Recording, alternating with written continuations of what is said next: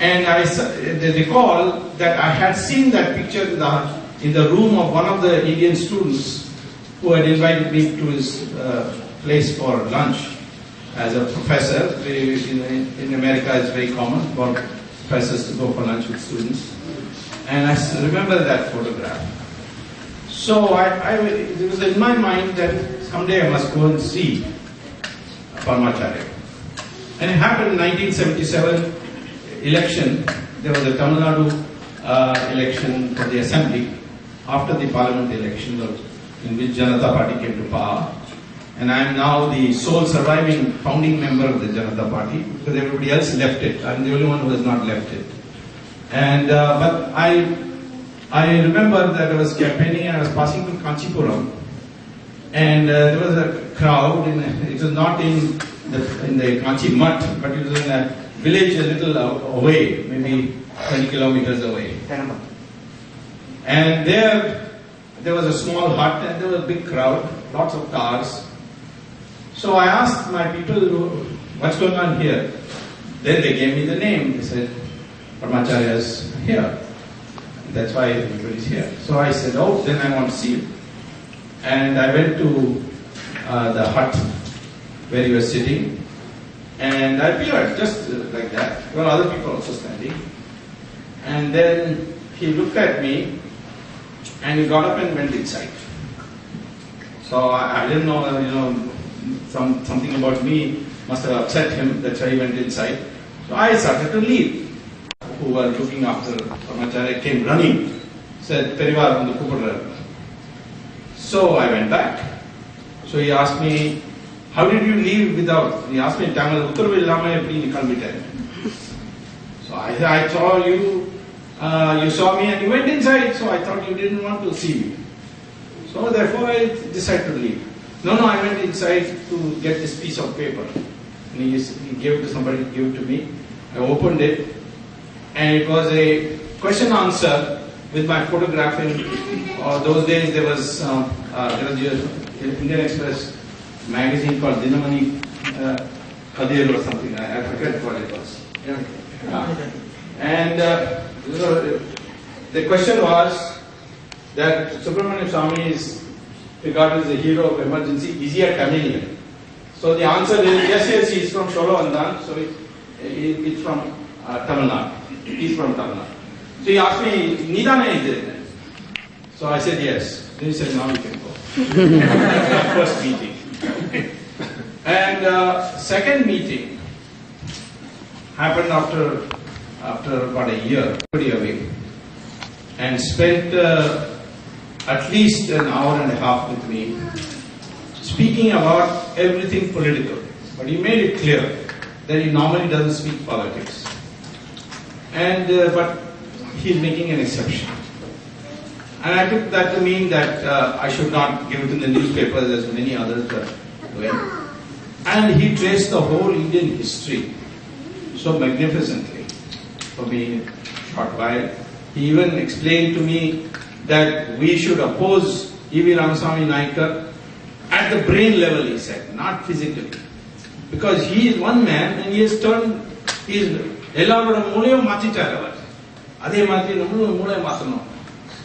he told me, your job is to work on ideas in politics. And you do what you think is right. Don't chase position, don't chase money. When it's required, both will come. I must say, when people said that I dare to stand and dare to speak, it's that original inspiration which is guiding me. Because I found when I have been in difficulty, money has come. I found when everybody had written my career off, I became a minister. So therefore there is that obviously is the blessings in this background. And therefore over the years I had been interacting with it. So today when I speak to you about the Hindus under siege, many of these problems he had told me much earlier. And said sometime or the other it will come. So one of them was of course conversion, which we didn't take very seriously. Today it's a very serious problem. The other is terrorism, which is also directed against Hindus only. Only Hindus die in a terrorist attack. Religious conversion, only Hindus are getting converted. Nobody else is getting converted. If you look at the ravishing of Hindu icons, it is the Hindu icons who are getting ravished. The arrest of Swami Saraswati is taken place only because he happens to be a Hindu Swamiji, and obviously the reason was that he was going amongst the Dalits and he was a challenge to the conversion forces, and they worked through Jayalalitha and got it done, and Jayalalitha was a willing tool for that. I hope she regrets it someday and does proper prayaschit for it. But the fact of the matter is that also, look at the history book distortion. Look at what is happening in the United States. Recently there's a book now, I think 2 days.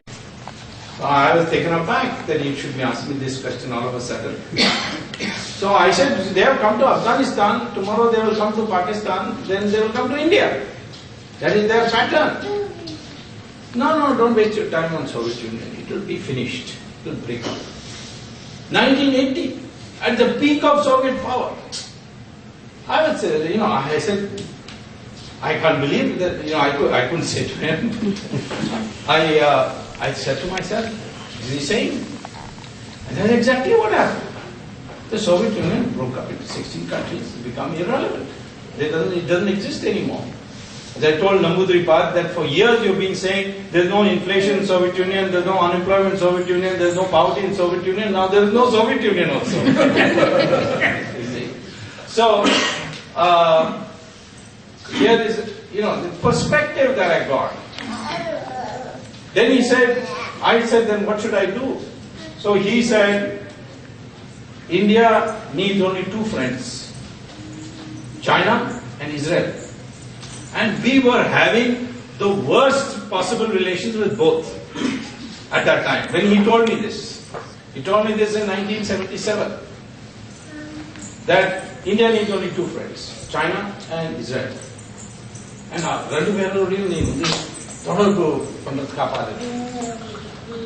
so I said, Israel, the country doesn't even recognize Israel.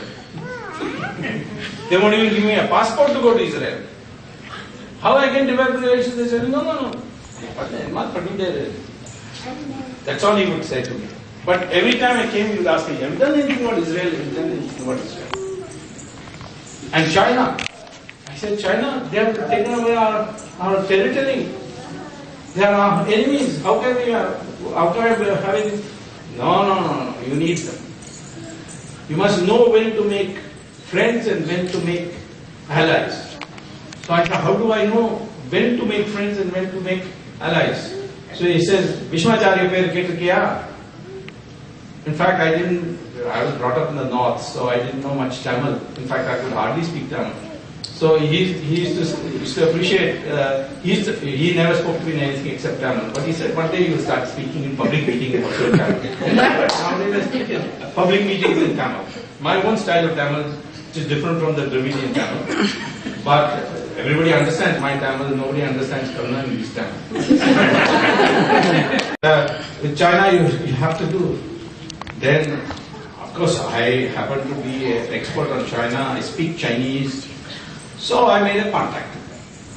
And soon, out of the blue, to the surprise of everybody, the Chinese invited me to visit China. Then Moraji decided to trade of course to China. So I was wondering how I would go. I was an MP of his party. He was the Prime Minister. So I went and met Moraji. He says, Chinese? How can you go and have any dealings with them? They are enemies. So I come back, before I go further on that, I asked Parmacharya, how do I decide who should be friended and who should be opposed? So he said, Vishwacharya had given an upadesh to Arjuna. And after the battle was over. And he cited a story about a rat and a cat. He said, those two can never get together. But there was a rat who was living in a hole and he couldn't come out and play because the cat was sitting on the top of the tree watching for it to come out so it could pounce and eat it. So the rat was very unhappy. One day he found the rat shrieking. So he came out and looked and he saw that a hunter had put some net and the cat had walked into it. And the net was, that's an old hunter's method of catching animals. And the hunter, that net had gone up and it was suspended from a tree. So the rat was very pleased and started dancing around, moving around, having the fresh air which it could never have, till a snake came. And now the rat was too far away from the hole to go back running. The snake would have pounced on it. So he didn't know what to do. So he proposed to the cat that, see, you are stuck there and you can't get out, but I have sharp teeth, I can cut the net. And I have this problem with the snake. I will come and jump into your net and you must shriek in such a way that the snake gets afraid and runs away and save me. And then I will cut the net and let you free. So cat said, definitely, deal made. So the rat jumped into the net, and then the cat shrieked and the snake went away. So now he said, now please open the net. So the rat slowly started cutting. The cat said, what are you doing so slowly? You can do much faster. There the hunter will soon come. He said, no, I'm doing my best, I'm doing it. So it delayed till the hunter started coming. That time the rat quickly bit the net ropes and the net broke loose and the rat jumped out and the cat also went and climbed up the tree. So the hunter came, he saw the net is in this state, he didn't know what to do, just picked up the net and went away. And then the rat came and peeked out again. And the cat said, why did you take so much time? You broke an agreement with me. The rat said, I knew that if I had cut the net immediately, the first thing you would have done is eaten me up, because that's your nature. So I had to wait till you found another danger before you. So therefore, never make an alliance with a person whom you are doubtful about, unless you are sure there is an escape route also. That he can, without you, could face a bigger danger. So that philosophy you should follow. You have to make alliances. And he said, with China also, you have alliance. You make an alliance with China, but always keep some door open. Somewhere China might be afraid of some other country. At that time, it was Soviet Union. So keep a balance, he said, because now it will be United States. So he said, with that in mind, you forget about all this border and all that, you can take care of it. You make up with them, they will make up with you. So as his blessings was there, I told the Chinese embassy I would like to meet the ambassador. The ambassador, the first thing he did was call me, because nobody used to visit, and that too a member of parliament. I was general secretary of the party at that time. And so they immediately invited me and said, we would like you to visit China. Kailash Mansarovar, go and see it also. But the Chinese that time had shut the place out. They wouldn't allow anyone to go. But I was received by Deng Xiaoping, their biggest leader, and I proposed to him. To his credit, Deng Xiaoping said there are some roads which have to be developed, etc. For 35 years nobody has gone. So I'll get it all done. And if your people want to build a temple also, I will allow that. All this I just couldn't believe. But for Parmacharya it couldn't have been possible. But he said one condition. You must go first to Kailash and Mansarovar. Now I have never walked more than 1 kilometer in those days. I used to lead a typical urbanite existence, because nowadays I walk quite a lot. But those days I had hardly walked, and certainly not up a mountain. I had to go 22,000 feet up and then cross into Tibet. And so everybody dissuaded me. When it was clear that Kailash Mansarovar will be open, but I had given this promise that I would be the first one to go. So everyone persuaded me, why are you doing this? You will fall off the cliff, you will die, the people go there to die, you don't do it. Finally I went again to him. He said, and indeed I went. It was a hard job, but I had no incidents. Went and saw Kailash and Mansarovar. I had a path in Mansarovar.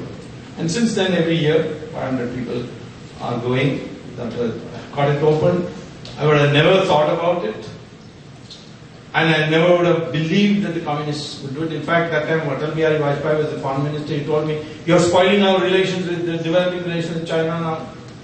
First you go and open it, and then after that, you want them to do things which are religion. They are communists. They will take it ill and so on. But Moraji told me, don't worry, you raise the matter. So, like that, throughout there has been this kind of guidance. And now today what I'm going to speak to you is part of the perspective that he gave me, Parmacharya gave me in politics. I know very well that this is what will happen, because one day I was stuck in near Vellore with a flat tire, wondering what to do, because there is nobody around. Suddenly I find from Kanchipuram one car coming, and they came with a mechanic. They fixed my car. So I said, how did you know? So Parmacharya said, Swami, repair tire puncture. So he drove the people. So that kind of backing I remember that when the Janata Party was broken by VP Singh, I didn't join VP Singh. Everybody thought I was mad, because that's where everybody went. But he told me, you've done the right thing.